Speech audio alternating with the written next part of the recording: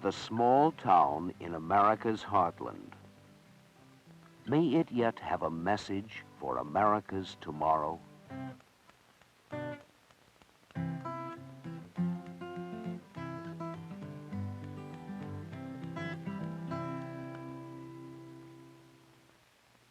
The story of America's small towns begins with her earliest settlers. Our forefathers, falling off the edge of a crowded continent, came looking for what their forefathers had taught them to be the source of wealth and power. They came looking for land. But like their forefathers, they were city dwellers, and they settled these hostile shores in familiar fashion.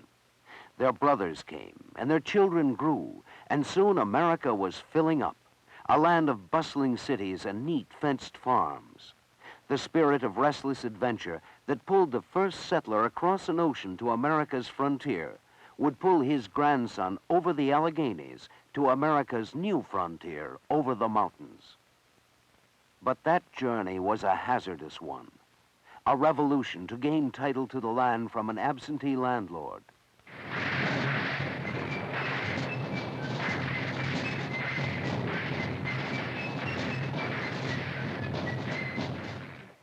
Another revolution to evict a tenacious tenant.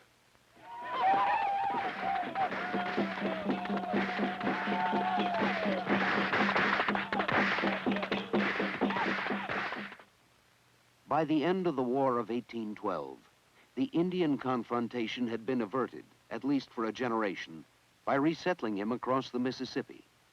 By that date, too, the land question had been resolved, generally in favor of the small farmer. And then, the tide broke loose.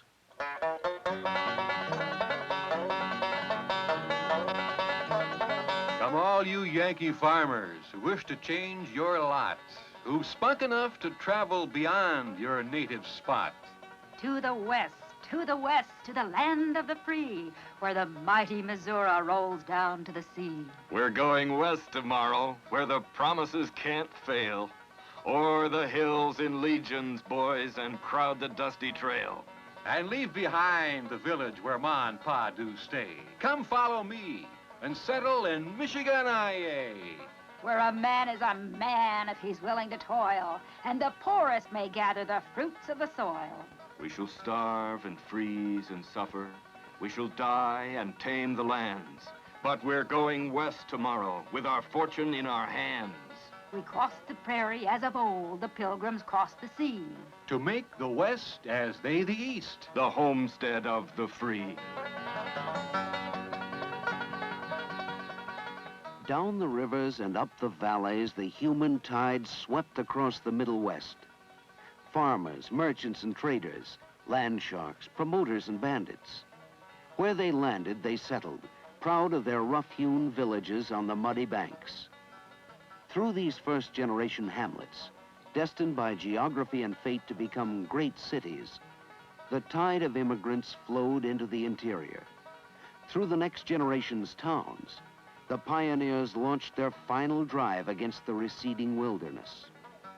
The history of the West is largely a history of these towns.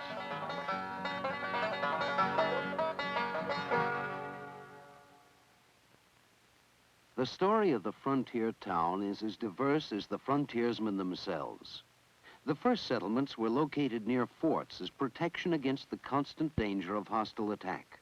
Settlement followed the rivers, and towns mushroomed on their banks.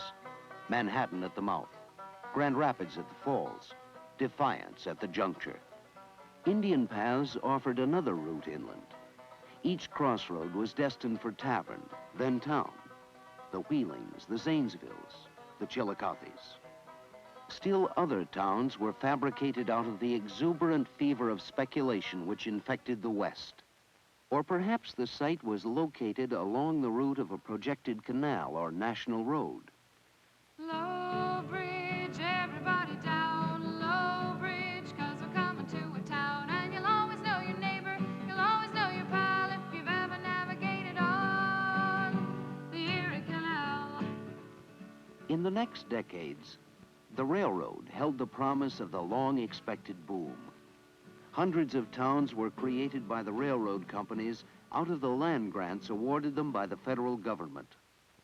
Still other towns hit nature's jackpot with an unexpected natural resource. In Northwest Ohio, it was oil. By the end of the Civil War, the frontier was well past the states of the old Northwest. Thousands of towns had passed out of existence, paper towns that never were, ghost towns lost in the competition for canal or railway, boom towns that vanished with the boom. Some towns had grown into great cities: Buffalo, Detroit, St. Paul, Cleveland, Chicago, Kansas City. These were the favored and envied few. Yet other towns remained: the Chillicothes, the Vandalias, the Prairie Depots. Not great cities, not rural hamlets, but viable, self-sufficient small towns. These towns, remote and distant from the burgeoning cities, were firmly planted on the soil of valley and plain from which they had sprung. As mainstream America plunged onward toward urbanization and industrialization, the small town turned inward, there to develop a conscience for the nation. Its values rooted deeply in the American past, its manners learned harshly in its frontier youth. The small town in the Middle West, during these years after the Civil War, would develop a way of life and a sense of values that would shape the national character for generations to come. Its hold on the American conscience would be so strong that the 20th century would spend itself in loosening the grip.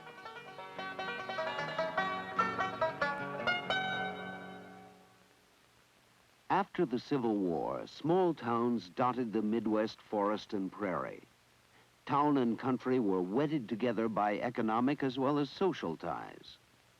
Personal life and community life blended into one as the town celebrated the cycle of the seasons according to inherited ritual. When we were youngsters on Sundays, why, we would pop corn and crack nuts, and your little friends would come in, and that's the way you sat around and played flinch and dominoes, and pit was an exciting game. We had everything. We had athletics, good football, and lots of competition. There was ball teams all around the country then in those days. It was just amateurs. Quite a little competition in croquet and things like that. We could swim in there way up into snow flying, and then in the wintertime, why, we skated. Well, I never missed amusement. It seemed that we did have school entertainment, and they were socials, church socials and box socials.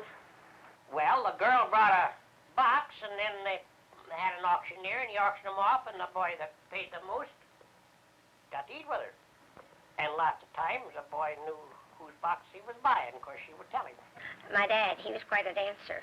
My mother never danced, but she always went along to keep the rest of us straight. I did visit my cousin, Austin Dybert, at Millbury High one Halloween. I thought it was a very exciting time. We threw corn and yelled, and people threatened to shoot us. And we always had a nice Christmas. We did. My folks never had a Christmas tree, but Grandpa Slaughterbeck's did. One with lighted candles on it. Beautiful thing, and we had hung up our stocking and got our gifts and all that. When I was a boy, they had a Memorial Day, the procession running from the church to the cemetery would be a half a mile long. We have one of the nicest cemeteries in this part of the country. Our county fair was one of the largest ones in the state. Oh, yes, that was a big day in those days.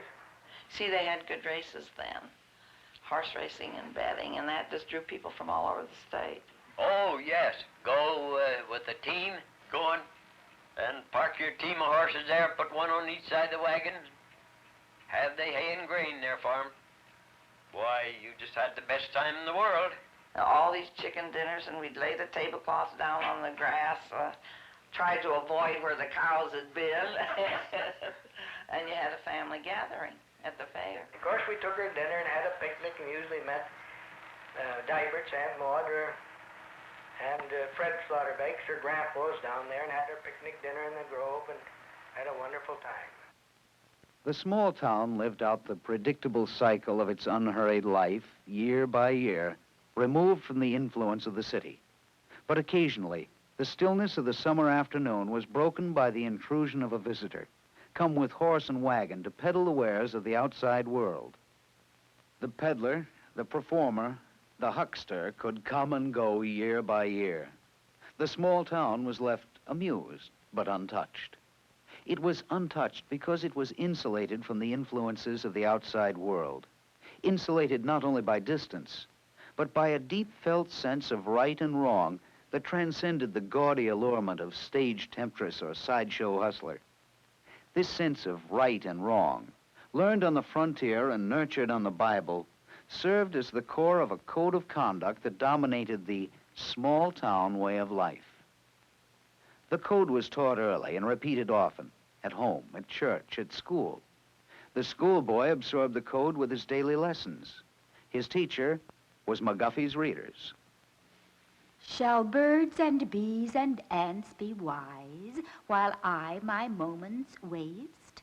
Oh, let me with the morning rise, and to my duty haste. The kind and good are always loved. Little boys and girls, be not like the peacock, proud and vain, on account of your beauty and fine clothes, for humility and goodness are always to be preferred to beauty. The truant boy. Wretched are the parents of such a son. Grief and shame are theirs. His name shall be stamped with the mark of infamy when their poor broken hearts shall molder in the grave. Once or twice, though you should fail, try and try again. If you would at last prevail, try again. If we strive, 'tis no disgrace, though we may not win the race. What should you do in that case? Try again. This heritage of the small town of the 19th century remains deeply rooted in the soil and traditions of the Midwest. Each citizen had and knew his place. He belonged to the community, wholly and completely. The price of belonging was high, a narrowness of outlook, the dominance of a single lifestyle, constant pressure to conform. As early as 1830, Alexis de Tocqueville had written, I know of no country in which there is so little independence of mind and real freedom of discussion as in America.